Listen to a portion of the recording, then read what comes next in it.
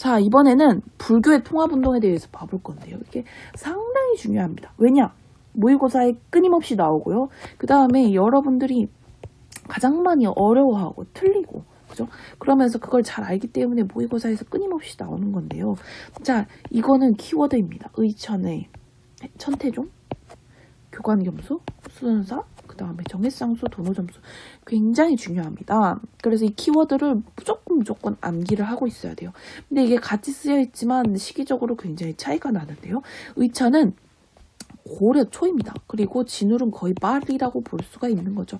그래서 초기에 문종의 넷째 아들인데요. 그러니까 왕의 넷째 아들이에요. 그래가지고 굉장히 어떻겠어요? 똑똑해요. 똑똑해. 그래서 중국에 유학을 갔다가 불교의 그 중국의 천태종이라는 이 한 종파를 가지고 옵니다. 그게 뭐냐면은 우리 기독교에서도 뭐 장로교, 뭐 침례교 여러 가지 그런 종파가 있듯이 불교에서도 여러 종파가 있습니다. 근데 여기서 해동이라는 말이 붙었는데요. 이 해동은 우리가 발해를 해동성국이라고 부르죠. 이게 뭐냐면은 이 해변의 동쪽에 번성한 국가지 않습니까? 자, 이 해동이라고 하는 것은 바로 우리나라를 의미를 합니다. 이 한반도를 의미를 하는데, 그러니까 중국의 종교이지만 굉장히 어떤 스타일이에요? 우리 굉장히 고려 스타일.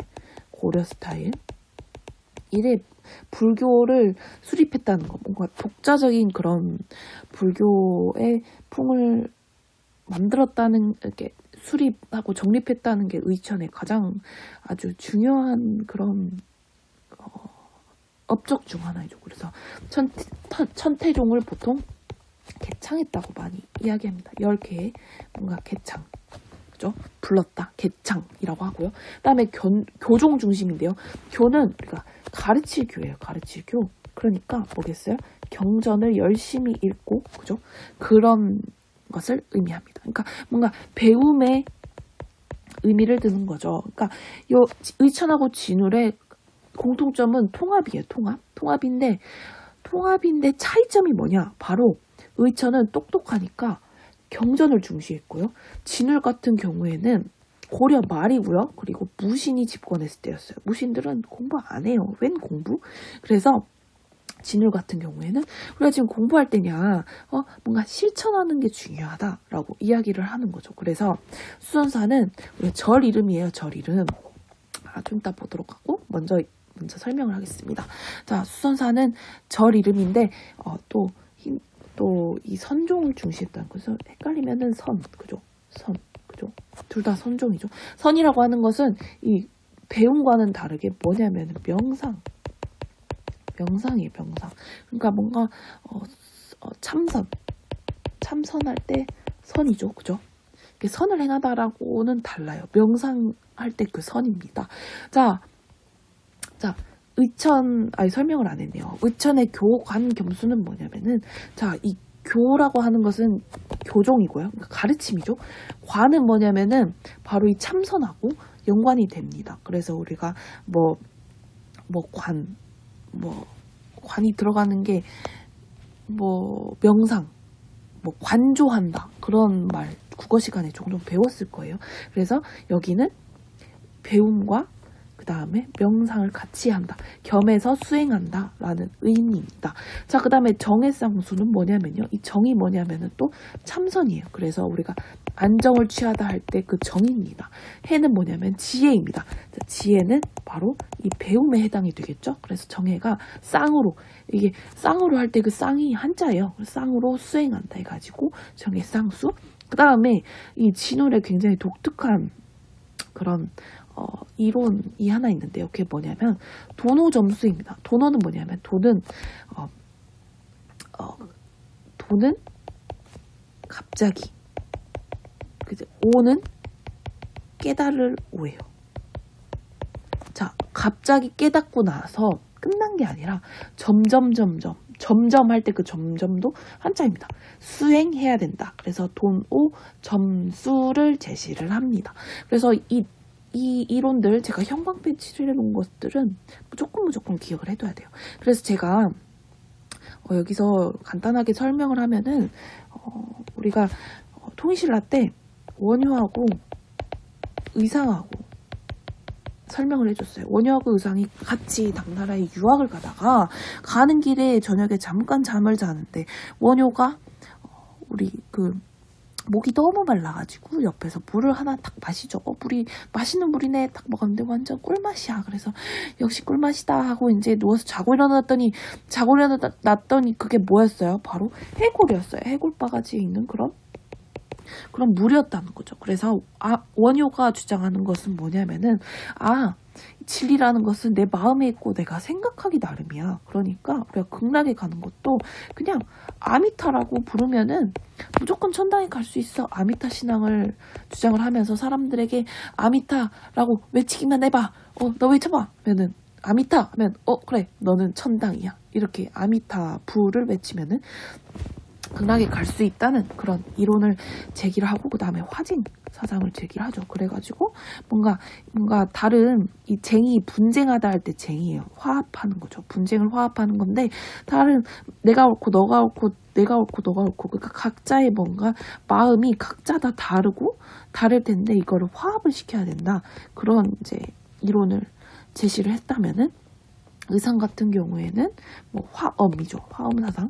화엄사상이라고 하는 것은 이제 화려하고 엄숙한 뭔가 달라요. 그래서 화려하고 엄숙한 그런 이론들을 굉장히 중시를 했다는 거예요. 그래가지고 이 이론들을 사람들한테 설파하기 위해서는 제자들이 필요하죠. 그래서 우리 부석사 영주에 가면 부석사가 있거든요. 부석사 무량수전에서 제자들을 기르고 이 제자들을 많이 양성을 해가지고 뭐 이렇게 이 이론을 전파했다는 것이 중요하죠.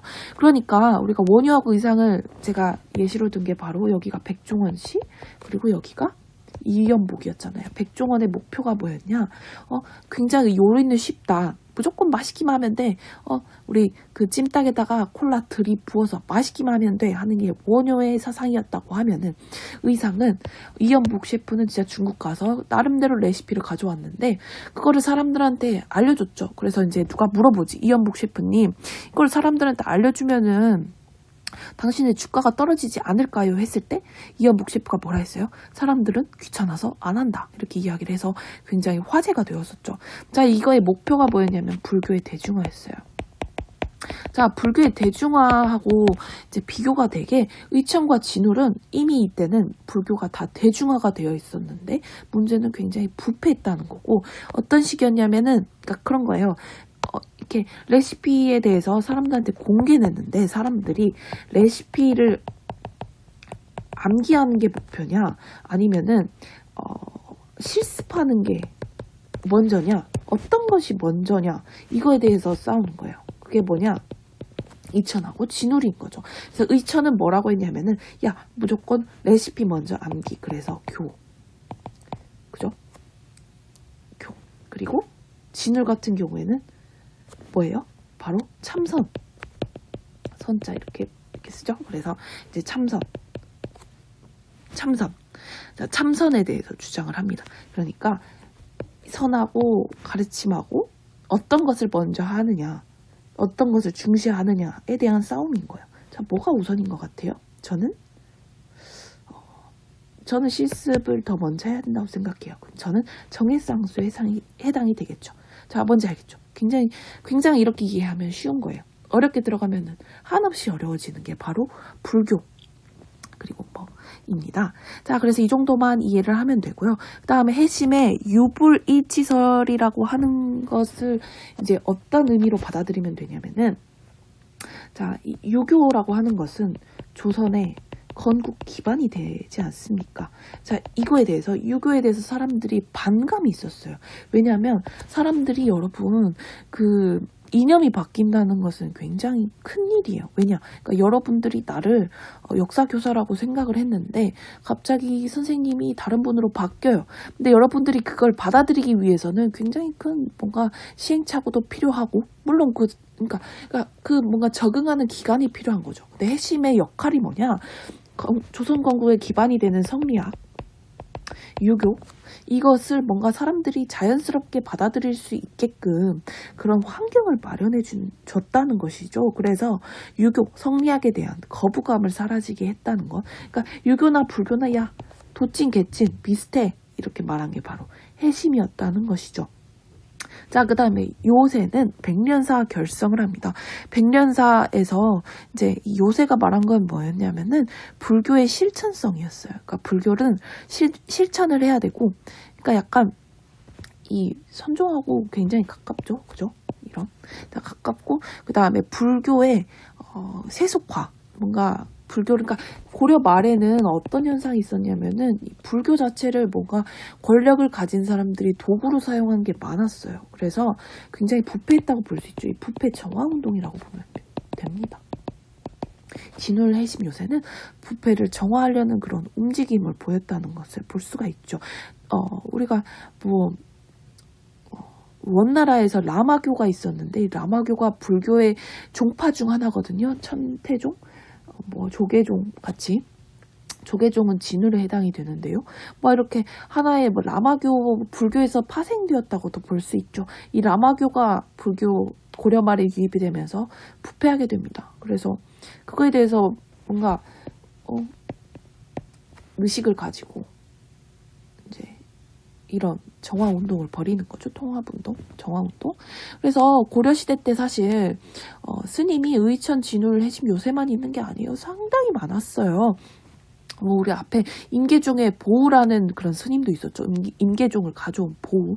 보우는 사실 더 뒤에 사람에 해당이 됩니다. 그래서 뭐 보우도 있었고, 뭐 또 우리 뭐 그 삼별초, 뭐 이런 사람들도 승려 출신이 굉장히 많았고, 뭐 이렇게 굉장히 많았습니다. 그래서 승려 중에서도 가장 중요한 거는 의천과 진울이라고 볼 수가 있겠고요. 굉장히 쉽죠? 그래서 우리가 수선사하고 백년사가 어디 있냐면, 수선사가 우와 대박, 여기 어디냐면은 경남의 산청이라는 곳인데 여기가 진짜 좋아요. 진짜 좋아. 그래서 너무 멋있죠. 여기가 절이에요, 여러분. 세상에. 여기가 카페고요. 그리고 여기 이렇게 뭐 연못 있고, 그 다음에 뒤에 보면 이렇게 사찰이 있습니다. 여기가 이제 수선사입니다. 진울의 수선사. 그리고 여기는 어디냐면은 바로 백년사예요. 여기가 강진이에요. 약간 조촐하죠. 그래서 여기서 이렇게 있습니다. 자, 선생님이 불교에 대해서 엄청 길게 설명을 해줬는데 이게 이해하기도 어렵고, 사실 이 키워드만 외우면은 충분하지만 이게 어떠한 의미를 갖는지, 여러분, 역사라고 하는 것은 단순하게 외우면 그건 역사가 아니에요. 그거는 바보 되는 지름길이에요. 역사가 어떻게 인과관계가 흘러오고 그거를 가르쳐 주는 게 제 역할이라고 생각하기 때문에 이렇게 구구절절 길게 설명을 해줬습니다. 자, 원관섭기 시기에 상황을 보도록 하겠습니다. 이때는 불교와 이 권문세족 간에 굉장히 이렇게 뭔가 패단이 심해졌거든요. 그러니까 부패라고 볼 수가 있는 거죠. 그래서 패단이 심화가 되고, 그러니까 이 스님들이, 문제는 스님들이 받는 토지가 있었어요. 그 토지로 대토지를 소유를 하게 되고, 그러면서 뭔가 패단이 굉장히 심했는데, 신진 사대부들이 불교를 비판하면서 종도전을 중심으로 등장을 하면서 새로운 조선 왕조를 개창을 하게 되죠. 그래서 종도전이 쓴 책 중에 불시잡변이라는 책이 있어요. 뭐 이거는 여러분 굳이 필기 안 해도 돼요. 그냥 보면 되는데, 불시, 그러니까 우리 이씨 할 때 그 시예요. 그러니까 불교의 성시는 그 사람들이 말하는 잡스러운 변론 해가지고 이런 책을 쓸 정도로 이 책 자체 이름 자체가 좀 코믹하죠. 그래서 그렇게 이제 원관섭기 시기를 거쳤다라고 보면 됩니다. 자, 우리가 여기까지 한국사 수업을 봤는데요. 어쨌든 우리가 하얀 책을 열심히 공부를 하시고, 여러분들이 열심히 공부하고, 그다음에 질문이 있으면은 메일로 보내주고요. 그리고 뭐 메일로 보내주면 됩니다. 그래서 여러분들 시험 잘 보고 건강한 모습으로 다시 보도록 하겠습니다. 안녕.